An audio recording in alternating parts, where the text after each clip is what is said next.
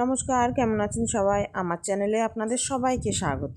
চলুন আবার একটি নতুন ব্লগ নিয়ে চলে এসেছি। এই যে সকাল সকাল উঠে আগে রান্নাঘরে ঢুকেছি।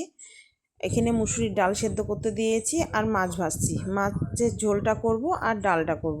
আর ছেলের স্কুল আছে, ও এগুলো দিয়ে ভাত খেয়ে চলে যাবে। তারপরে করব বাকি রান্নাটা। তো সেগুলো করে ছেলেকে খাইয়ে দিয়ে স্কুল পাঠিয়ে দিয়েছি। এবার আমরাও জলখাবারটা খেয়ে নিই। আর জলখাবারে করেছিলাম ঘুগনি মুড়ি, ওটা খেয়ে নিয়ে তারপর বাকি রান্না, গ্যাস মোছা এগুলো সব করব। তো এই দেখুন আমার সব রান্না বান্না হয়ে গিয়েছে। আর এখন দুপুর অনেকটাই হয়ে গিয়েছে, এবার খেতে দিয়ে দেবো।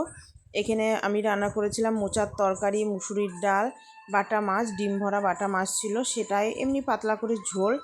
আর ছিল আলু সেদ্ধ, ডাল সেদ্ধ। ওর দাদুর জন্য ছিল ডাল সেদ্ধটা। এটাই ছিল আজকেকার দুপুরের মেনু আমাদের। আর চলুন ওদের সকলকে আমি খেতে দিয়ে দিই এখন। এই যে বাবা মেয়েকে দিয়ে দিয়েছি খেতে, আর ওর দাদুকে আগেই খেতে দিয়ে চলে